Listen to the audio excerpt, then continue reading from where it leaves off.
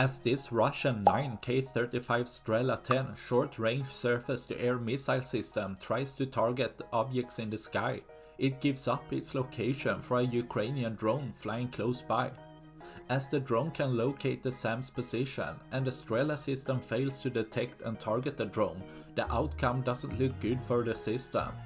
As the aging Strela system seems to fail to identify and locate many smaller drones, as Ukraine target the system with artillery, hitting close by before hitting the system, causing the system to catch fire, completely destroying it, letting more Ukrainian drones to roam free in the sky, destroying another of Russia's system, leaving one less for tomorrow.